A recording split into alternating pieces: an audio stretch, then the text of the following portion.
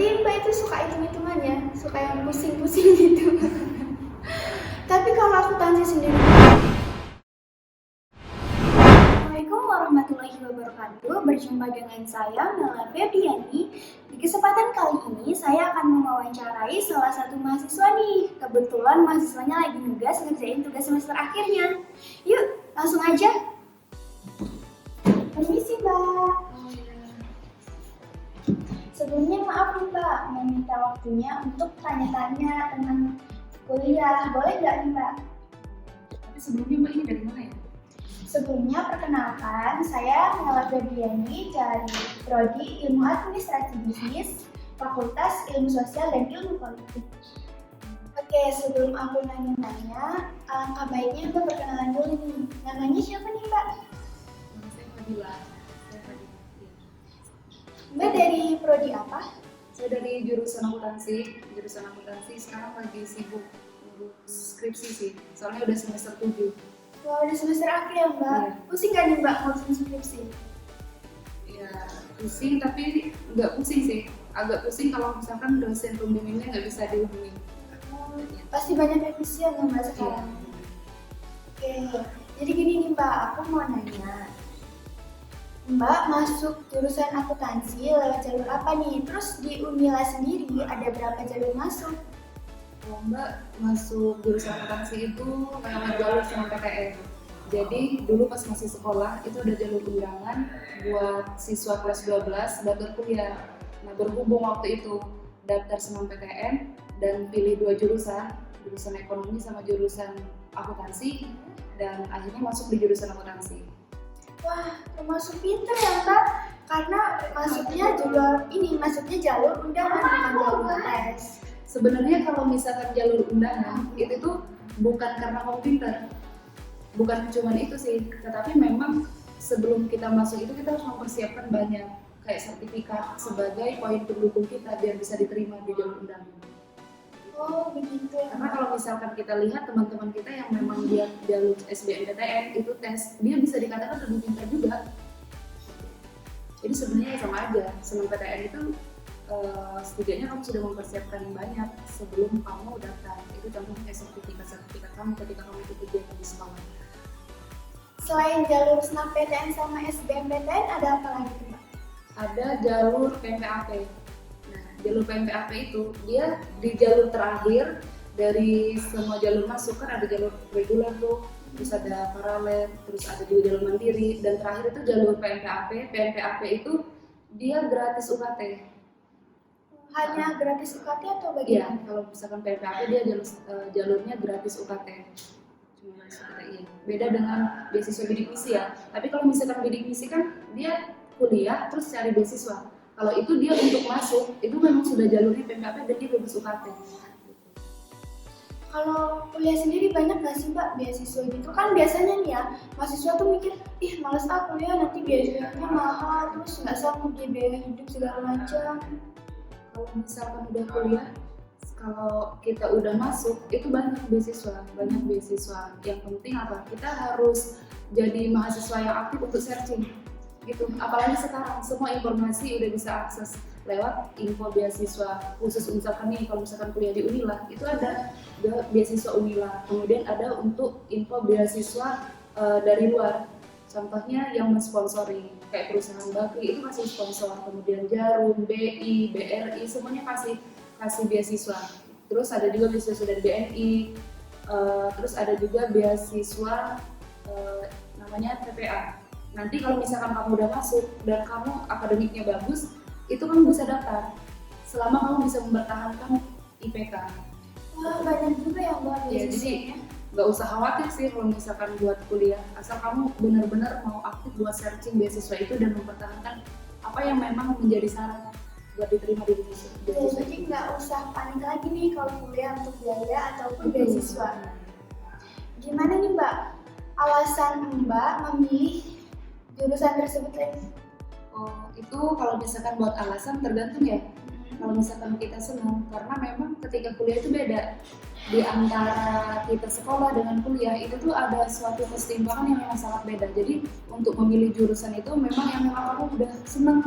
Nah berhubung kalau saya kemarin itu kenapa milih akuntansi, karena saya memang dari jurusan IPS ketika SMA, kemudian saya juga senang buat ngerjain yang namanya jurnal, buku besar seperti itu. Makanya dulu ambil pendidikan ekonomi sama akuntansi, dan akhirnya terima di Fakultas Ekonomi dan Bisnis, kemudian jurusannya akuntansi. Jadi kalau misalkan buat yang sahabat-sahabat yang lain, kalau misalkan mau daftar, kalau menurut saya ya memang dia harus tahu dulu dia lebih senang itu di konsentrasi apa gitu dari mata pelajaran yang memang sudah biasa dia kerjain di sekolah. Berarti Mbak itu suka hitung-hitungannya, suka yang pusing-pusing gitu. Tapi kalau akuntansi sendiri gitu ya Mbak, kalau nggak balance itu kan gimana gitu, pasti pada panik. Kalau udah nggak balance harus hitung dari awal lagi. Ya itu benar sih, benar begitu. Cuman ya namanya kita kuliah belajar kan, otomatis kan seiring berjalannya waktu kamu bakalan bisa. Untuk akreditasi jurusan Mbak sendiri apa? Kalau untuk akuntansi, ini dari fakultas sudah A ya akreditasinya. Kemudian jurusan akuntansi juga A. Bahkan kita kalau misalkan Fakultas Ekonomi dan Bisnis itu sudah akreditasi internasional. Gitu. Oh, keren. Makanya ada kelas bilingual di Fakultas Ekonomi dan Bisnis itu ada kelas bilingual. Kamu bisa masuk kelas itu lewat seleksi dulu, bahasa Inggris kamu minimal totalnya berapa gitu buat masuk kelas itu 450. Tapi itu juga masih diseleksi lagi. Karena memang untuk kapasitas dari kelas bilingual itu terbatas. Berarti di sistem pembelajarannya juga menggunakan bahasa Inggris, ya, Mbak? Ketika masuk di kelas bilingual memang bahasa Inggris. Kamu juga beli buku kalau misalkan kita kelas yang reguler biasa, kita tidak ada, kita pakai buku bahasa Indonesia gitu. Kalau misalkan di kelas bilingual kamu pakai bukunya bahasa Inggris gitu. Dan kamu ketika kamu skripsi, ketika kamu apa, kamu pakai bahasa Inggris semuanya. Itu harus jago bahasa Inggris dulu nggak sih, Mbak? Iya, dengan latihan itu dan di kelas itu kita bisa sedikit banyak ya bisa tahu juga, bisa mengamalkan kita. Lanjut nih Pak, biaya hidup. Sipil dong Pak, biaya hidupnya berapa? Terus kira-kira kalau kuliah di Unila sendiri tuh biaya hidupnya mahal enggak? Kalau misalkan biaya hidup itu kembali lagi ke individu masing-masing ya, karena memang kebutuhan setiap individu beda.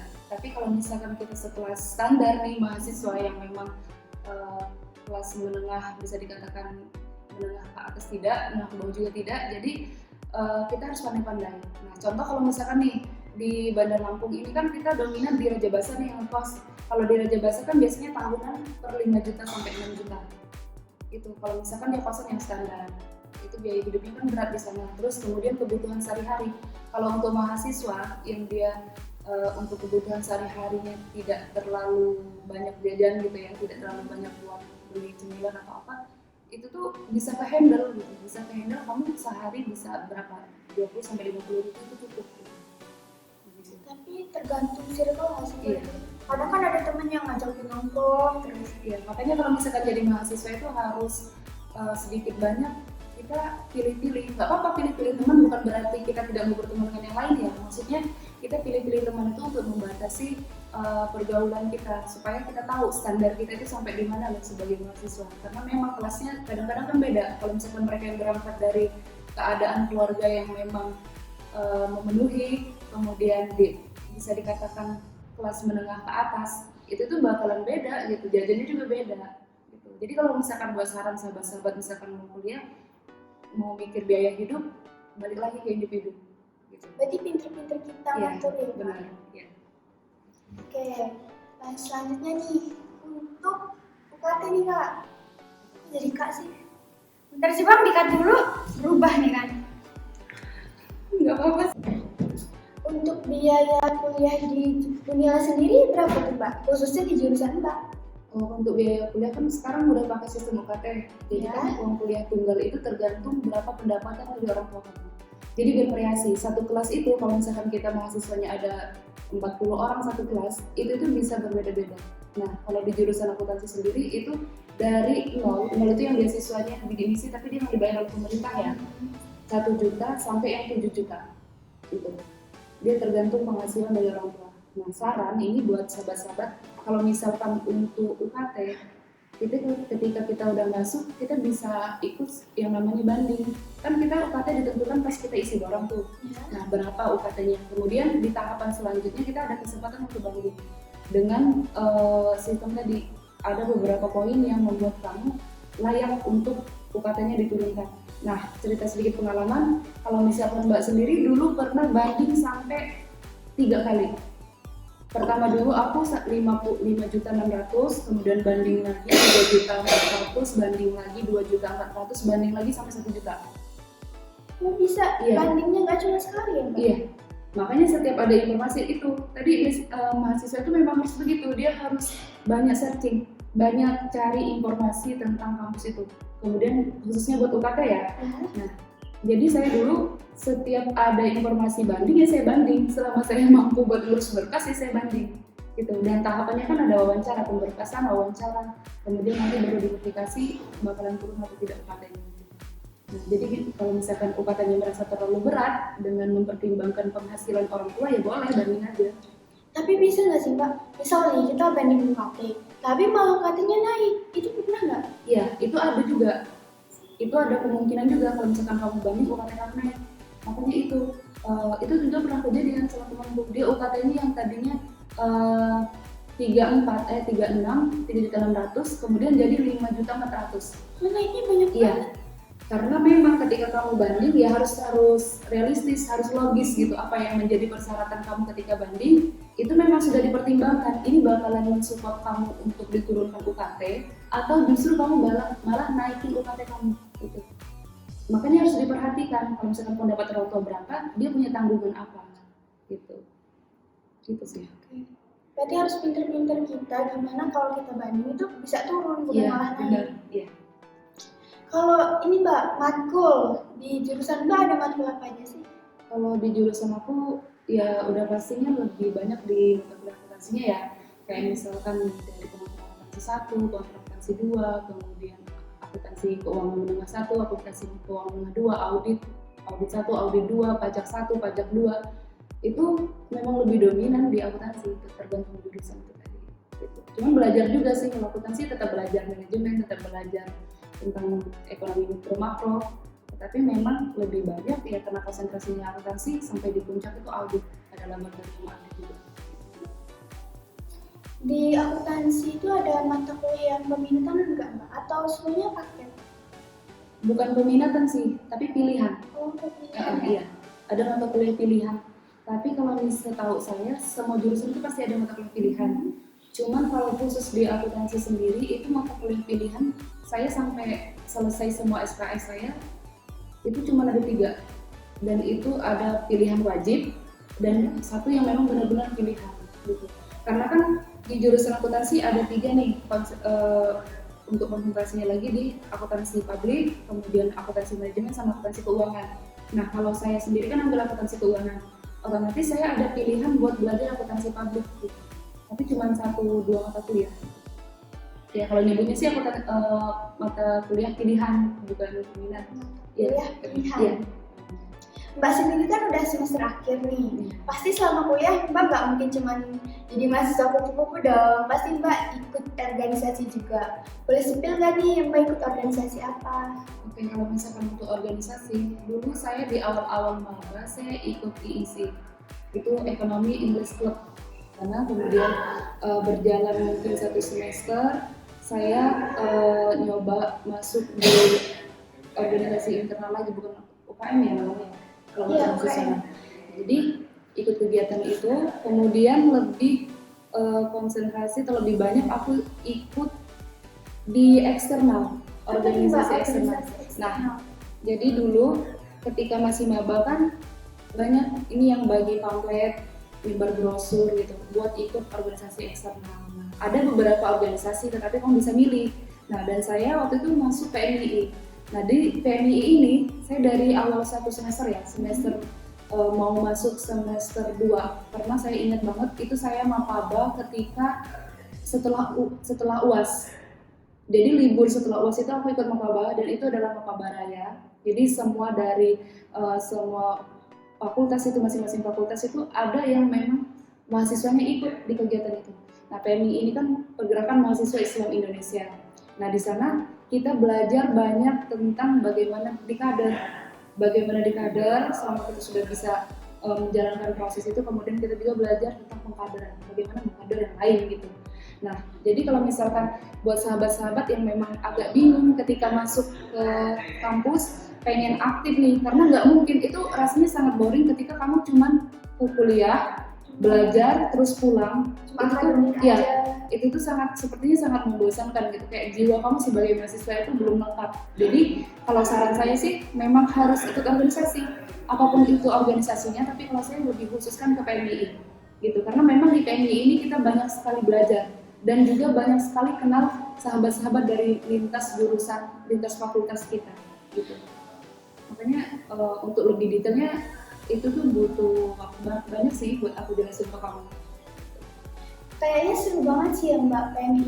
Iya, sudah pasti kita seru karena banyak kegiatan-kegiatan yang tidak kita temukan di kampus ketika kita masuk PMI gitu. Bukan kalau misalkan di kampus kita hanya belajar akademisi, kalau misalkan di PMI kita juga dilatih tentang bagaimana emosional kita, bagaimana cara sudut pandang kita, bagaimana sebagai mahasiswa itu, tahapannya sebagai mahasiswa itu biar kita tidak terpengaruh oleh lingkungan. Makanya sangat penting kalau misalkan mahasiswa itu ikut organisasi, khususnya PMI. Gitu. Terutama untuk membentuk diri. Iya, betul. Ya. Terakhir nih Mbak, ada nggak sih Mbak pesan Mbak buat adik-adik nih yang mau masuk ke jurusan akuntansi? Oke. Kalau buat pesan adik-adik ini buat masuk ke jurusan akuntansi, yang pertama kalian memang sudah siap, ya setidaknya kalian suka dengan pelajaran akuntansi. Karena memang sangat-sangat berbeda ketika belajar akuntansi di sekolah dengan di kuliah. Tapi mungkin kalau misalkan dari jurusan akuntansi SMK itu tidak seberapa sulit. Nah, tapi kalau misalkan yang dari SMA, apalagi saya dari madrasah ya, jadi memang sangat ini. Jadi sarannya kalian harus suka dulu di jurusan di mata kuliah itu. Kemudian buat bisa diterima itu, kalau misalkan kalian mau jalur SB, kalian harus rajin belajar, harus mempersiapkan diri, kuatin doa. Kemudian kalau misalkan senam PTN, nah dari sekarang mumpung masih ada kesempatan, banyak ikut kegiatan yang memang tersertifikasi gitu, biar nanti bisa support data kalian untuk diterima di senam PTN. Misalkan ikut olimpiade, ikut KSM, pernah jadi ketua OSIS atau pernah jadi ketua-ketua ekstrakurikuler yang ada di sekolah. Seenggaknya kita aktif. Iya, apalagi kalau misalkan ada sertifikat nasional, ya itu sebagai pendukung untuk persyaratan kita. Gitu. Oke, sebelumnya makasih nih Mbak udah ngeluangin waktunya dan mau ditanya-tanya banyak. Iya, sama-sama. Itulah tadi pemaparan dari salah satu mahasiswa akuntansi Universitas Lampung. See you next time sahabat-sahabat. Wassalamualaikum warahmatullahi wabarakatuh.